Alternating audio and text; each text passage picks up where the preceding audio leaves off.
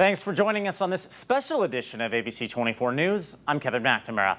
We've got a lot to get into this evening, and earlier today, hundreds of people took part in Memphis's Walk to Save Black Men's Lives at Fourth Bluff Park.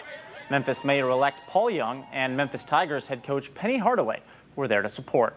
In its third year in the Bluff City, the walk aims to increase the life expectancy of African-American men by reducing disparities in premature death and chronic diseases. It's important because it's about community. It's important about African-American male livelihood and lives. You know, it's an everyday thing for us. Health, obviously, and health is wealth. And I'm trying to get more people, more African-American men to come out and get screened. The event had free health screenings in addition to the 5K. Also, it's National Faith and Blue Weekend. Memphis nonprofit By the Way of Love, Light and Truth Outreach Ministries and the Memphis Police Crump Precinct teamed up to hold an event in South Memphis. There were prayer groups, trivia, games, and food. Faith and Blue Weekend is an initiative to build bridges between communities and law enforcement.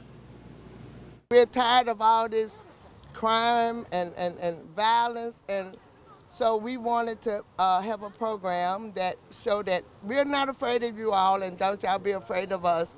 And we just want to show that we can work together. Memphis police also held more events around the city, including a Sea of Youth to honor kids killed in violent incidents in Memphis. Well, when you hear the phrase "the trap," you often think of it as a negative, associating drugs, violence, and other crimes. But what if the trap meant something positive? In this case, TRAP stands for Transitional Reentry Adult Program. One Memphis woman showing former inmates today that just changing your mindset changes your whole outcome. The Tennessee Department of Corrections' most recent data shows that 47% of people released from jail returned. That rate in Shelby County is about 37%. Portia Moore's TRAP program raising awareness in Orange Mound today, working to lower the number of those in the Memphis-Shelby County area that go back to jail. Moore contends giving those paroled or released from prison job training, a steady place to live, and other necessary resources is one of the best ways to slow the revolving door at 201 Poplar. Tune in to see RJ Shakur's full story tonight on ABC24 News at 10 p.m. after the game. Well, it's getting chilly in the Mid-South, and meteorologist Hayden Nix is here to help you plan the rest of your evening. Hayden? Well, we have got beautiful weather to finish out this evening. It has been a fantastic start to this weekend thanks to that frontal boundary that finally cleared out of here towards the end of the work week. Temperature-wise, we're going to be dropping down. I'll step out and show you. We'll go all the way to the mid-50s by 10 p.m. with a full starry sky out there. Temperatures as we start out tomorrow morning, we are going to be in the middle 40s. A little bit of a chill in the air. Some upper 30s. I wouldn't be surprised, especially in our northernmost counties. We'll get out of the 50s by the time we make it towards the late morning hours, and then we'll head back into the upper 60s for a high temperature by this tomorrow afternoon. Now that is going to be the wrap-up of this weekend, and a beautiful note to finish out. We are going to be seeing some changes though as we head into next week, and that's what we want to talk about here. There is going to be a slow warm-up, but nothing drastic. I don't want to say that we're going to be heading to some above normal temperatures. In fact, we'll actually be getting more to near normal by the middle of the week. So what we're going to have here is a ridge and a disturbance kind of working together to help pull a tad bit more moisture back in here towards the middle of the week. No rainfall expected until we head into late Thursday and Friday from another system that'll finally start to arrive as we move along towards the end of the work week here. So cloud cover kind of builds in, temperatures increase into the lower 80s by Wednesday and Thursday, but still fantastic weather out there.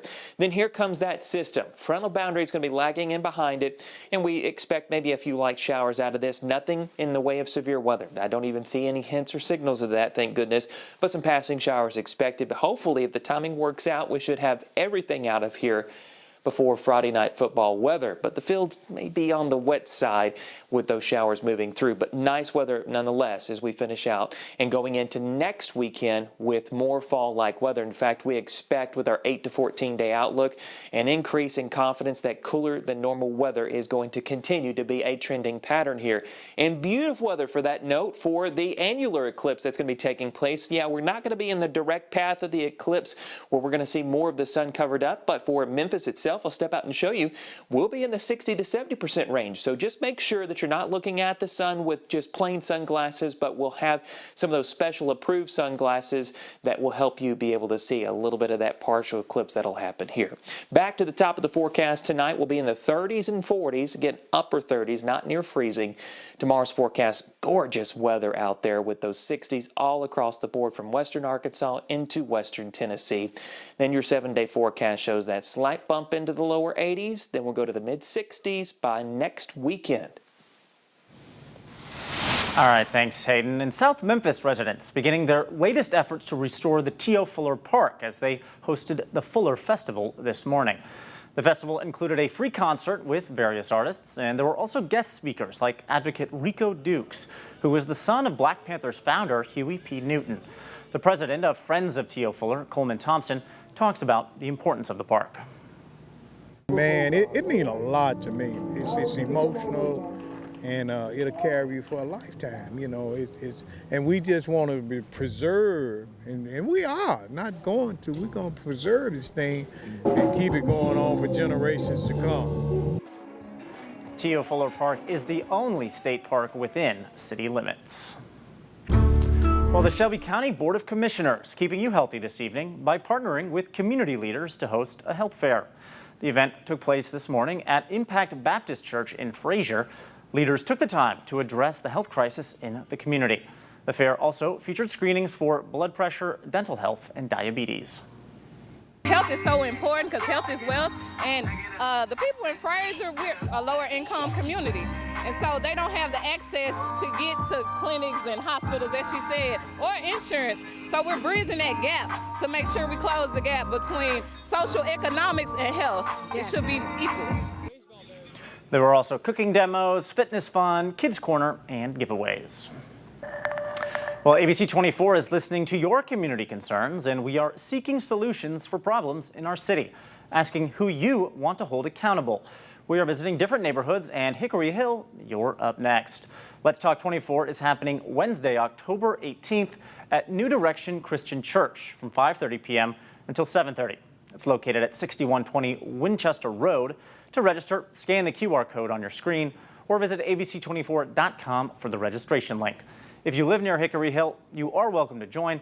And other communities, remember to stay connected because we are coming to a neighborhood near you soon. Come and share your concerns. Refreshments will be served.